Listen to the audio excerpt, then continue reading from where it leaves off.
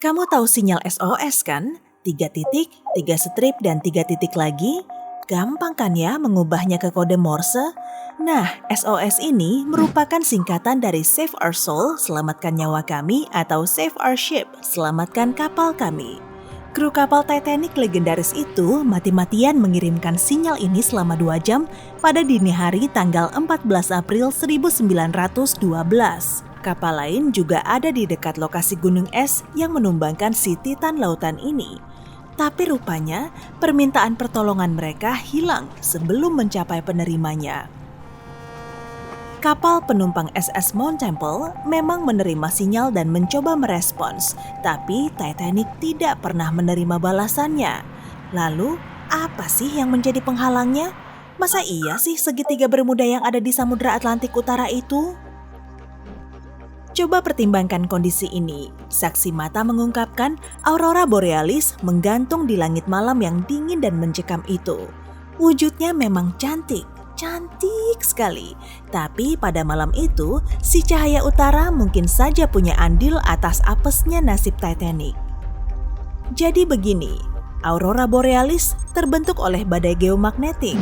Mungkin terdengar pelik ya, tapi intinya fenomena ini merupakan fluktuasi di medan magnet bumi. Mataharilah yang menjadi penyebabnya. Medan magnet mirip seperti gelembung pelindung yang menyelimuti planet kita karena bisa menghalangi cahaya matahari, angin surya yang membahayakan, serta bahaya kosmik lain yang mencoba menembus bumi. Tanpa medan magnet ini, tidak akan ada kehidupan di planet kita. Wujud bumi akan seperti Mars. Kita juga perlu bersyukur karena jarum kompas selalu mengarah ke utara. Para ahli tahu kalau magnetosfer bumi juga mengintervensi peralatan navigasi yang kemudian membawa kita kembali ke pembahasan Titanic. Baru-baru ini, peneliti cuaca bernama Mila Zinkova mengajukan teorinya. Menurutnya, si biang kerok pemicu badai geomagnetik, yaitu badai surya, kemungkinan punya peranan penting atas karamnya Titanic. Badai surya selalu bisa terdeteksi di bumi. Sebagian orang juga sensitif terhadap badai magnetik ini. Orang-orang malang ini bisa merasa lemah, lelah, pening, bahkan mengalami perubahan suasana hati. Saat hari biasa, tekanannya sama di kedua sisi. Magnetosfer menghalau semua bahaya yang mengarah ke bumi, sehingga kita bisa bernafas lega. Tapi kadang terjadi ledakan di matahari. Ukurannya bisa besar sekali, sebesar bumi. Suar ini menembakkan gelombang partikel bermuatan listrik yang menabrak magnetosfer dalam kecepatan tinggi.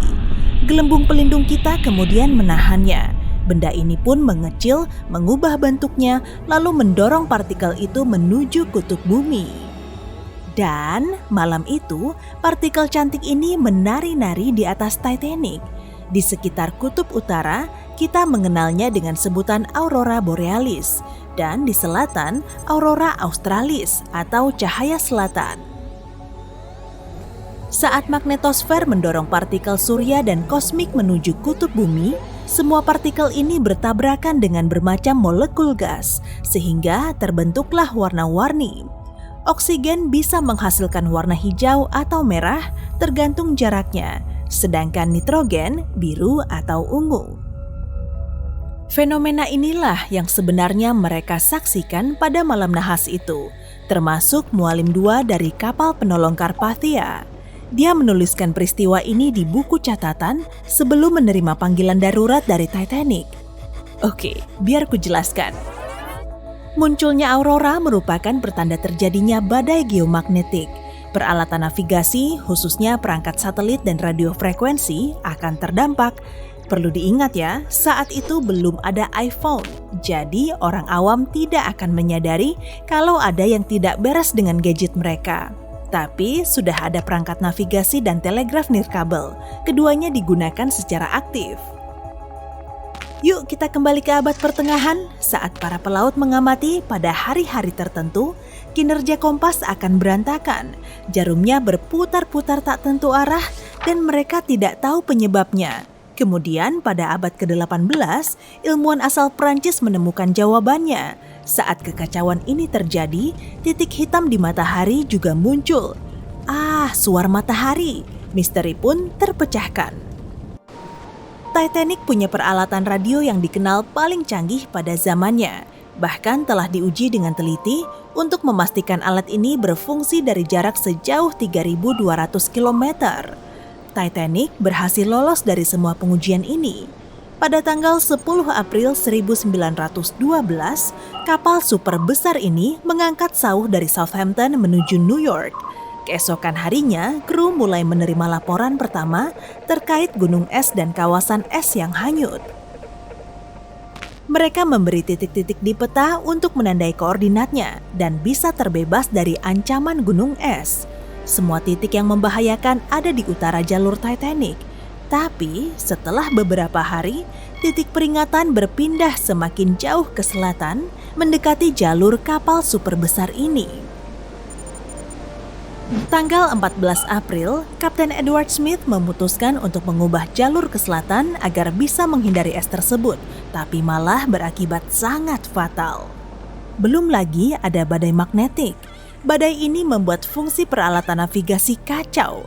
Kesalahan kecil sebesar setengah derajat saja bisa membuat kapten malah mengarahkan kapalnya langsung menuju area gunung es. Parahnya lagi, operator radio mengabaikan peringatan yang datang dari kapal lain. Atau mungkin si operator lupa menyerahkan laporannya ke kapten. Entahlah, sebagai tenaga kontraktor yang dipekerjakan perusahaan radio, mereka lebih tertarik untuk mentransmisikan telegram berbayar dari penumpang di kapal mewah ini. Dan malam itu, transmitter radio terus mengalami malfungsi. Ya, mungkin karena trafik pribadi. Setelah radio berfungsi kembali, operator Jack Phillips menerima pesan lain dari SS Californian pada pukul 22.30. Operator mereka mencoba memperingatkan Phillips soal titik koordinat gunung es yang hanyut. Tapi pria itu tidak mengindahkannya. Dia kepalang gugup dan terburu-buru. Apakah badai magnetik juga menjadi biang kerok atas hilangnya fokus dan mood dia? Kita cuma bisa berspekulasi sih, tapi kita tahulah ya, sebagian orang memang lebih sensitif terhadap badai ini. Cuaca malam itu sangat baik, lautnya sangat tenang, dan airnya sejernih kaca. Meskipun sudah diperingatkan, Titanic tetap saja berlayar pada kecepatan maksimumnya di atas 40 km per jam. 1 jam kemudian, kapal ini menabrak gunung es yang tersohor itu. Tanggal 15 April pukul 12:14 tengah malam, operator radio Titanic mulai mentransmisikan sinyal darurat pertama. Saat itu SS Californian cuma berjarak sejauh 32 km dari Titanic. Mereka bisa segera menyelamatkan Titanic kan? Tapi 10 menit sebelum insiden, operator radio Californian sudah tidur. Dialah satu-satunya awak yang memahami kode Morse di kapal itu. Berdasarkan teori baru ini, anomali magnetik kemungkinan besar telah memblokir semua pesan Titanic ke kapal lain. Kapal uap SS La Provence tidak menerima sinyal apapun dari kapal yang tenggelam ini. Namun, mereka masih menerima transmisi dari kapal besar lain Olympic yang jaraknya 800 km dari Titanic. Sinyal pada malam itu tidak seperti biasanya, seolah semuanya lenyap di angkasa, atau mungkin hanyalah serangkaian pertanyaan yang belum terpecahkan. SS Mount Temple memang menerima pesan dari Titanic dan segera menolong kapal ini. Tapi rupanya keberuntungan tidak berpihak pada mereka malam itu. SS Mount Temple terjebak es. Kapal ini memang tiba di koordinat terakhir saat Titanic terdeteksi, tapi nahasnya kapal mewah itu sama sekali tidak terlihat. Jadi, koordinatnya sudah tepat apa belum sih? Kapal uap Carpathia berjarak sekitar 100 km. Pukul 12.30 pagi, operator radio mereka memberitahu kru Titanic kalau mereka akan segera menolong. Carpathia segera melaju dengan kecepatan penuh. Belakangan, kapal ini tersohor karena telah membantu Titanic. Namun, inilah bagian anehnya. Awalnya Karpathia salah arah. Kemungkinan badai magnetik telah membuat perlengkapan radionya tak berfungsi. Untungnya kapal ini berhasil sampai di tempat yang tepat saat mereka melihat sekoci yang dipenuhi penumpang. Menariknya, begitu sampai di darat, peralatan di Karpathia berfungsi seperti biasa. Sepertinya malfungsi cuma terjadi di sekitar titik tenggelamnya Titanic. Investigasi yang kemudian dilakukan menuding radio amatir sebagai biang keladinya karena telah memblokir sinyal. Tapi bisa jadi disebabkan oleh hal lain. Zinkova menjelaskan, kita tidak tahu pasti bagaimana dan sampai sejauh mana matahari bisa memengaruhi bumi pada saat itu. Tidak ada seorang pun yang bisa mengira kalau matahari bisa mengacaukan peralatan navigasi kapal besar ini. Kapal terbaik pada saat itu loh, bukan main-main tentunya. Ada teori lain yang menyatakan kalau bulan juga bisa jadi penyebabnya. Beberapa penelitian menyatakan pada bulan Januari 1912, posisi satelit alami bumi ini sangat dekat, tidak seperti biasanya. Fenomena ini menyebabkan gelombang kuat lalu menaikkan permukaan laut. Setiap tahunnya, banyak gunung es memisahkan diri dari Greenland dan berhenti di sekitar Newfoundland. Tapi pada tahun itu, tidak.